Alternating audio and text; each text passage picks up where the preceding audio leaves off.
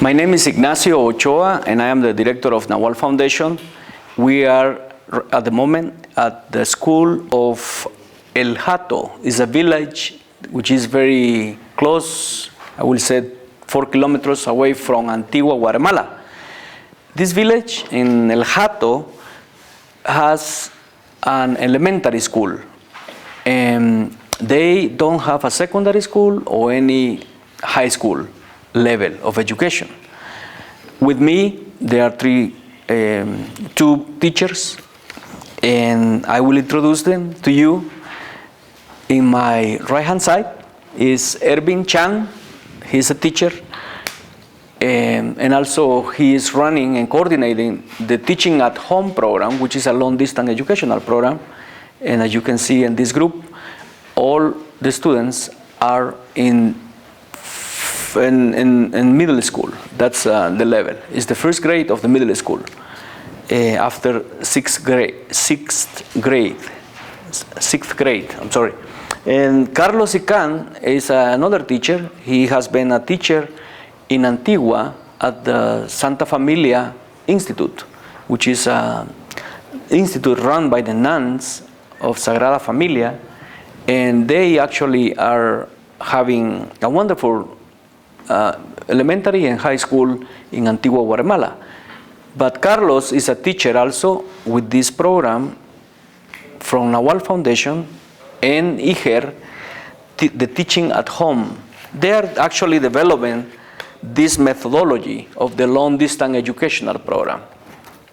El Hato has 1,200 people, and everyone lives here since El Hato was built as a village that belongs to Antigua, basically helping and working with the coffee crops, which is the coffee growers are around these mountains. And in El Hato, we have this big need in terms of water supply, latrine system. We need several identified items that the community has been working and struggling since 1920. But at the moment, in this year, 2006, the Nahual Foundation decided to bring and incorporate the long-distance educational program that the Institute of Long-Distance Educational Program that the Jesuits ran in the Guatemala in the past 30 years. We decided to join this strategy to actually bring education to this community. We have 14 students, and the 14 students in this year are learning about the secondary school. And I wanted to introduce you with the coordinator first, Ervin Chan, and he will talk to us a little bit about this program. ¿Nos podría, por favor, comentar un poco sobre este programa y cómo es que la educación llegó aquí para la secundaria? La educación nace a través de la necesidad de los habitantes. A través de la Fundación Nahual Foundation se hizo la cooperación y gracias a Dios se logró conseguir el programa que ha sido ya fundamental dentro de nuestra comunidad. ¿Desde cuándo hay escuela primaria aquí en la comunidad? Por cierto, no tengo el dato tan exacto, pero sí... ¿Usted hizo su escuela primaria aquí, en esta comunidad? No, no lo hice acá, lo hice en otra escuela, pero sí ya tiene unos 40 años de... Pretty much the elementary school has been here in El Hato since 4 years. But nothing has been changed. Nobody actually went to the school. Ervin is the first student who actually got higher education in terms of finishing the high school, and he has the willingness to go to the university. Actually, right now, he is teaching under this program, and he's the coordinator, and he's hoping that 4 years after this elementary school program was set in El Hato as a village, he is trying to encourage through this program, the long-distance educational program, to put some ideas in the students' mind if they can reach a better life, if they can get higher education and perhaps go into the university. Carlos, actually, he teaches at Santa Familia Institute, and he has been teacher there for the past 6 years. ¿Nos podrías contar un poco sobre tu experiencia como maestro en Guatemala, en el sistema de educación? Pues mi poca o mucha experiencia que tengo en la educación guatemalteca, pues hay mucho que, la educación deja mucho que desear. ¿Cómo está la situación de la educación en Guatemala en este momento? Pues realmente ese es, por decirlo así, un estira y encoge ahorita por los mismos problemas internos que tiene el Ministerio de Educación con los maestros. No hay realmente una cohesión entre maestros y ministerio, porque los maestros tenemos en el sector nacional, tenemos muchas necesidades que a veces el gobierno no las cubre. ¿Cuáles son unas de esas necesidades por las que están peleando? Ahorita se está peleando y estamos peleando por la dignificación del magisterio, más que todo sobre el factor económico, que a veces dice uno que no afecta mucho, pero sí afecta porque económicamente estamos mal, a pesar de que la economía guatemalteca también está mal. Entonces lo mismo nos hace a nosotros pedir más, un aumento, más nuevos métodos, nuevos libros, porque los libros también para los alumnos no alcanzan.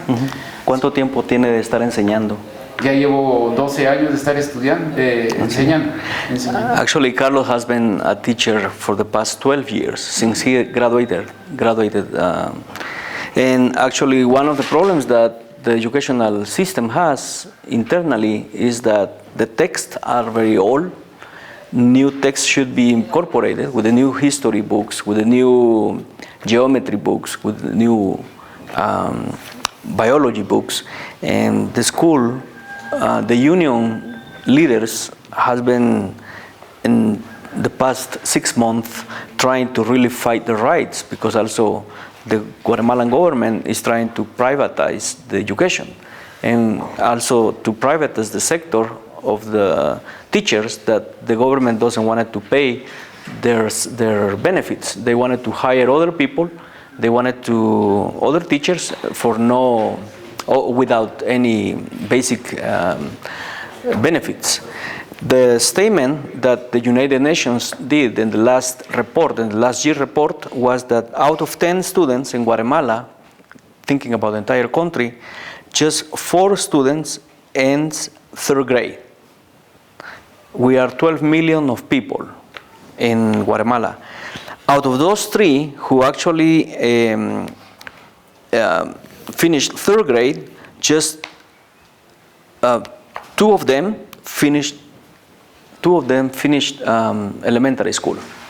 Therefore, the people who actually go to the middle school or high school are very, very little in terms of the proportion. In the Zacatepeques region, 25% are illiterate, and we have a population in Zacatepeques of 15,000 people, and we have in Zacatepeques as a department 25% who lives under the poverty line. And the illiterate rate in the entire Guatemala goes basically the number is 34% of illiteracy. We are struggling because among the indigenous population, which is the 63% of the population, 95% of the indigenous female actually are illiterate. This is a struggle that we are facing in the entire Guatemala. And then the realities here is that we are living in a state and the department where 21% are illiterate, and these type of programs are basically to improve the indicators of the human rights and the human development to actually improve the condition of life. We are trying to implement this program because we wanted to bring education to the community. Díganos un poco sobre los estudiantes. Vamos a llamar a los estudiantes y vamos a pedirles que levanten la mano, ¿verdad? Cuando los vayamos llamando. El estudiante Benjamín Eugenio. José Ismael. Marvin Vicente. Juan Basilio, Juan José, Ronnie Roberto, Mario Noé, Marvin Raúl, Clara Luisa, Eduardo, José Manuel, Juan Francisco, Alma Viviana, José Luis Ernesto. Muy bien, estos son los 14 estudiantes. These are the 14 students that we have in this program. And the state of education is actually a challenge in Guatemala. And we wanted to fight by bringing the secondary level of school in this community. Also, we have a literacy program on Sundays. And from 3 to 6, we are here together with 10 women that you will see eventually in this interview, or along this interview. And also we have people in the elementary school and our secondary school, that is the program that we are introducing to you in this moment.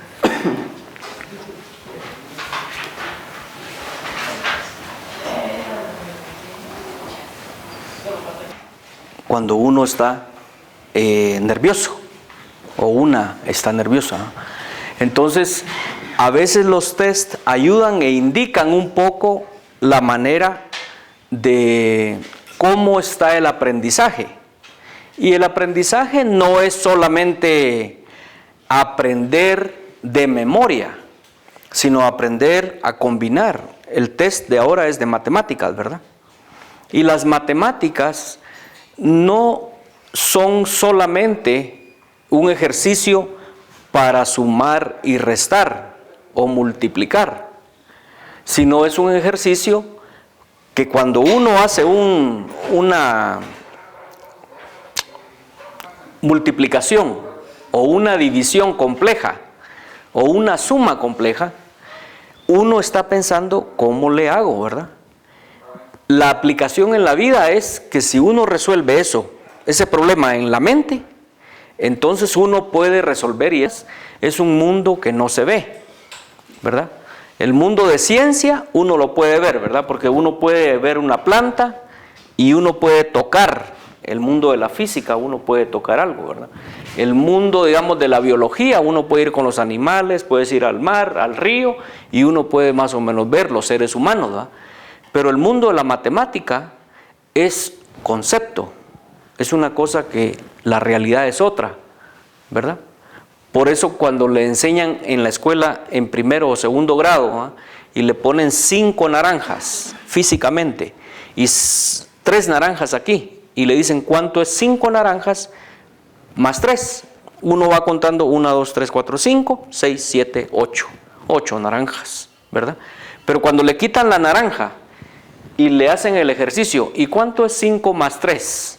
Uno ya tiene que hacer una imagen mental, y la imagen mental ayuda al cerebro a que uno comience a trabajar. Y esta realidad solamente es para que ayude a los humanos a ver cómo en la vida uno se encuentra con momentos difíciles, ¿verdad? Eso es la matemática, una forma de aplicar el ejercicio con la realidad. Entonces ustedes esta realidad la tienen mejor comprendida. ¿Por qué? ¿Qué pasa en este momento? Hay un fuego en la comunidad y nosotros estamos aquí. ¿Qué pasa si el fuego llega a su casa? ¿Qué hacen? ¿Qué es lo primero que hacen si el fuego llega a su casa? ¿Alguien me quiere responder? Alguien que me diga, ¿qué pasa si de repente ve los números y unos responden de una manera? Yo lo voy a entrar y voy a deshacer esta culebra, ¿eh? Otros no, otros van a pasar ahí y dicen, no, mejor me paso por otro camino y ya, sencillo, ¿eh? Entonces en la matemática así van a hacer ustedes. Yo ya no le encuentro la solución a este número. Bien, me voy a contar los dedos de las manos y si es posible, los dedos de los pies. Y entonces se resuelve.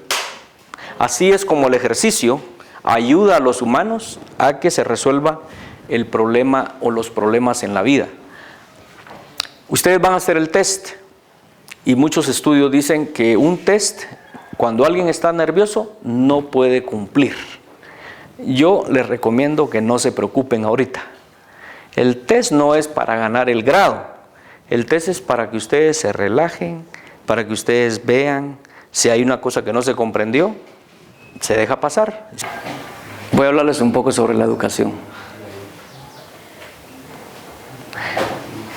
Voy a hablarles un poco sobre la educación y por qué es importante. Ustedes terminaron su escuela primaria y ahora están decididas y decididos a continuar la secundaria. ¿Por qué es importante leer y escribir? ¿Por qué es importante aprender a conocer el mundo? ¿Por qué es importante conocer un poquito más después de la escuela primaria y después de la escuela secundaria? Entonces voy a explicarles un poco sobre esta importancia. La educación, generalmente cuando alguien lee y escribe, ¿cómo hace la distinción de alguien que lee y escribe? Generalmente tiene más acceso a la información. Alguien que lee y escribe, con mucho gusto va a leer y a disfrutar del periódico, o va a leer alguna revista o alguna información que está publicada. Y entonces es una forma de enterarse. Cuando uno ya tiene más educación, uno comienza a ver que la educación va más allá de leer y escribir. Uno va a aprender a tener más opciones y uno va a comprender mejor cómo se puede realmente entender el humano, ¿verdad? O los humanos, cómo se puede entender el mundo. Y las opciones van a ser para mejor trabajar. La conexión que hay, por ejemplo, algunos que terminan la universidad, es que tienen más opciones para poder desarrollar su especialidad, ya sea como médicos, como abogados, o como psicólogos, o como maestros, pero digamos, cada uno va a desarrollar una función. Lo que los maestros aquí nos han compartido es muy sencillo. Ellos terminaron la escuela primaria, la escuela secundaria, y después ellos quisieron ser maestros para enseñar, ¿verdad? Otra gente tiene la opción de decir, yo quiero ayudar para curar enfermos. Entonces estudian enfermería o estudian medicina. Entonces la educación va dando alternativas y cualquiera de ustedes, si logra ir a la universidad, va a tener oportunidad de, por ejemplo, enseñar o aprender computación, de enseñar o aprender otros idiomas, no solo el idioma cachiquel o el idioma español, sino también otros idiomas de Guatemala, que tenemos 22 idiomas. Y entonces estas opciones se van haciendo cuando más educación tiene uno. Basically what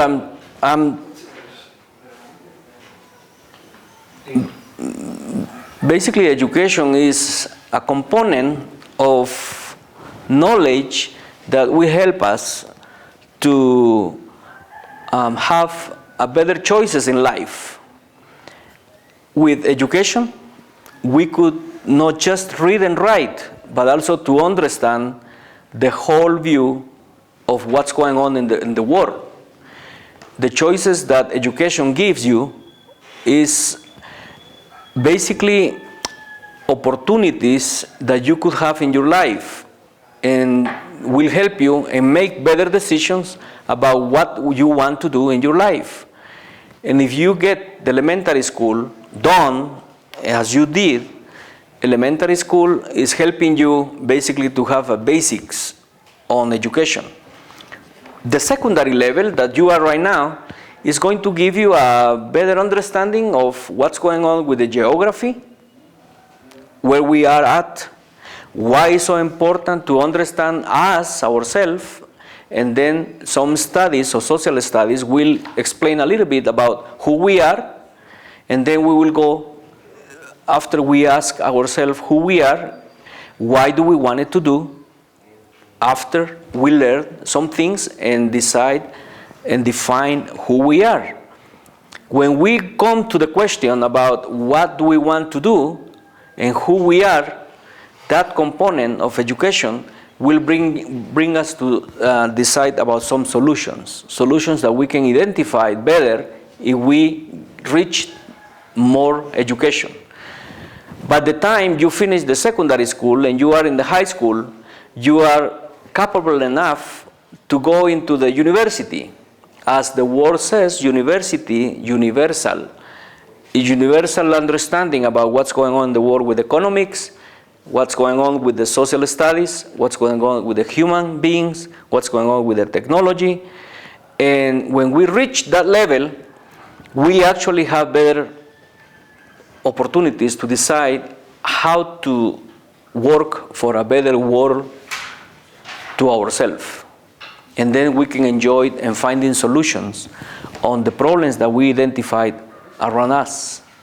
Education is key because education can provide you with a tool of giving solutions to the problems that we are facing these days.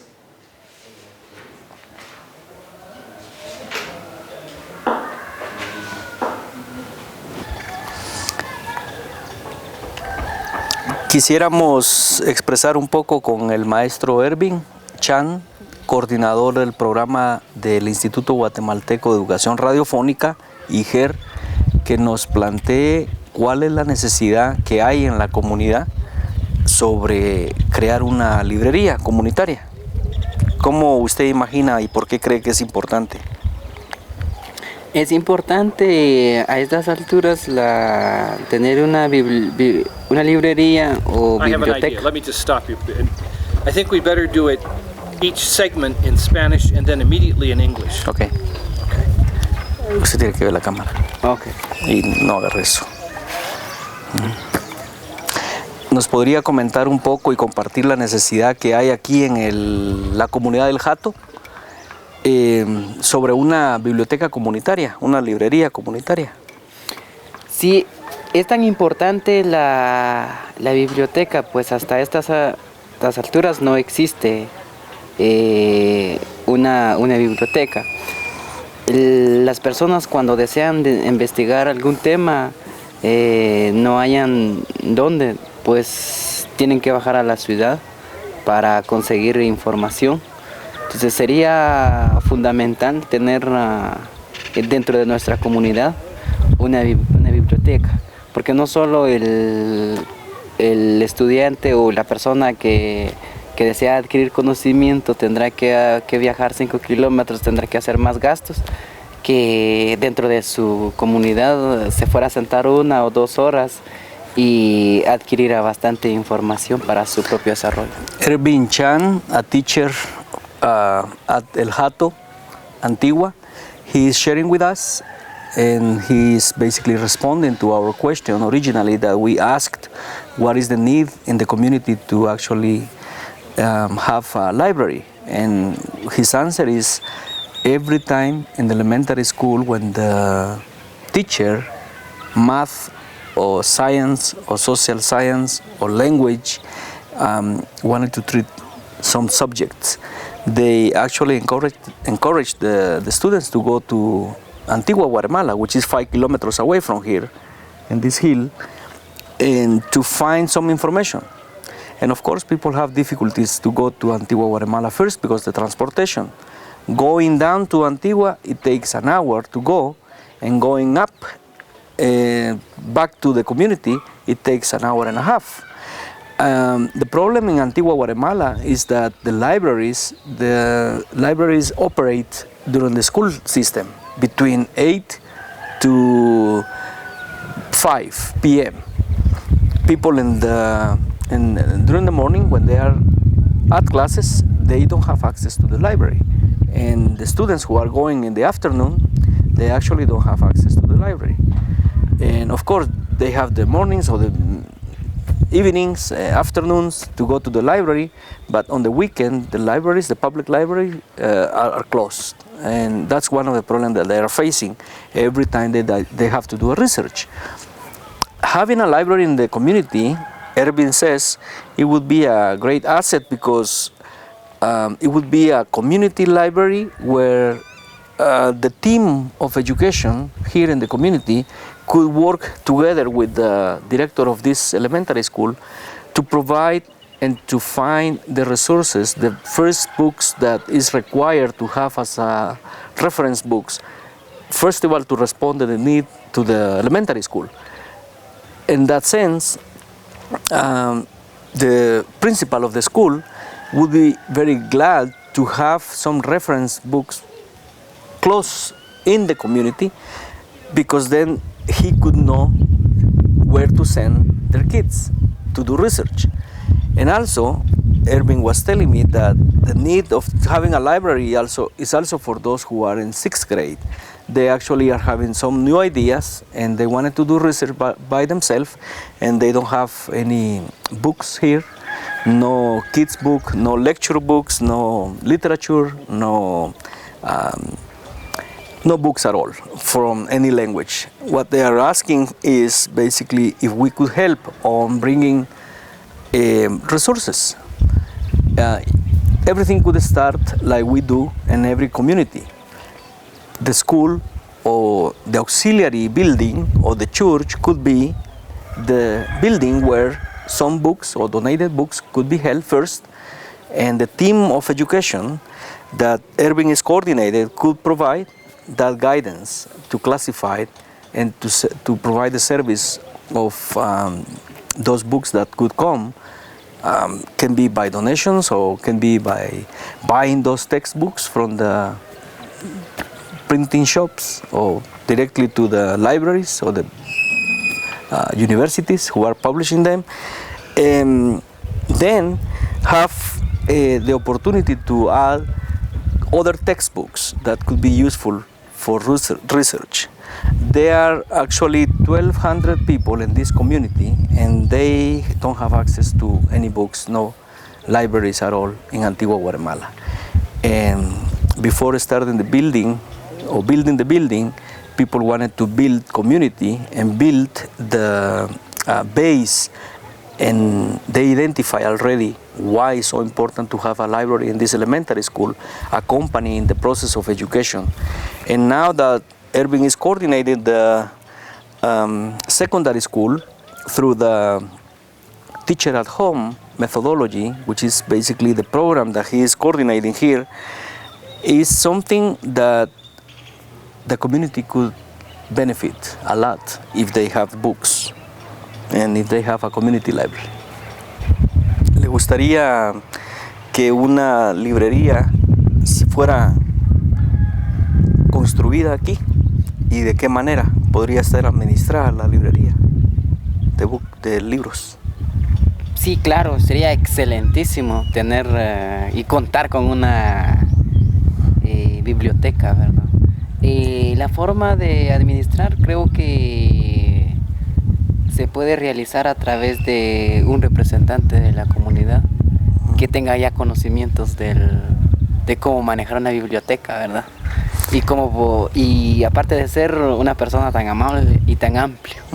We visualize a library, and also before having the library to have some type of trainings on how to use libraries, because we have to understand that libraries have their own methods of organizing, and inside that system, the educational team plus the community leader, a father or a mother, could be involved and kind of learning about the process of how to use books. And it's very important for us to have reference books that we wanted to use, because every time we need it, we have to go to Antigua, Guatemala, and we waste a lot of time to do that.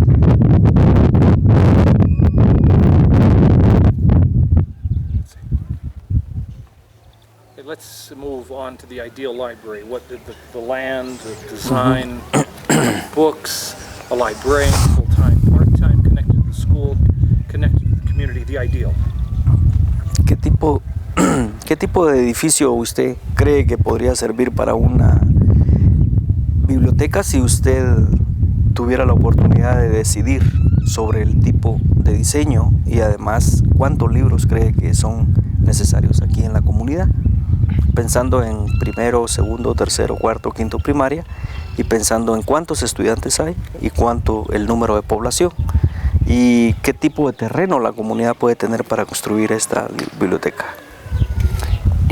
Bueno, el tipo de construcción podría ser de hacerles de su conocimiento y empezar a buscar los medios necesarios para que esto se dé y sea realidad. The educational project is already in place. He's part of the community council development.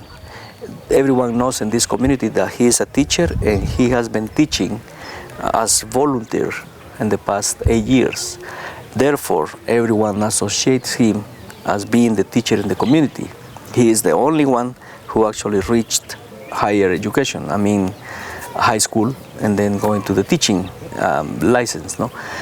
And Ervin is telling me that bringing this issue within the community council development, which is the structure organization that decide about the development of this community, he is part of the team that deals with education, and he could introduce that as a project and maybe formalize it in a way that it could be a grant, and they are actually working on that process right now, and they wanted to have to see if there is some sources or resources from the municipality of Antigua, and he is hoping that the mayor in Antigua will get involved with this idea. Otherwise, he is going to request to push this idea to Nahual Foundation or to other institutions that have been working with them closely. And let's address the costs. What he thinks it would cost. The building, the books, to get started. ¿Cuánto cree que podría costar el edificio, la construcción del edificio para empezar la librería? ¿Y cuánto podría ser la cantidad de los 75 libros que usted cree? Pensemos en el edificio, ¿cuánto cree que puede costar? Para unos 30,000 quetzales. He's thinking about roughly 30,000, and he's thinking about the cost of the books might be another 5,000, and basically with that starting 35,000, they can have this dream coming through its community, his community.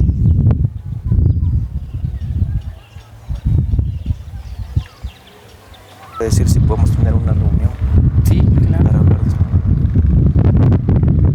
¿Le parece que si como primer paso podemos nosotros tener una reunión con ustedes y con toda la comunidad hablando sobre la posibilidad de crear esta gestión?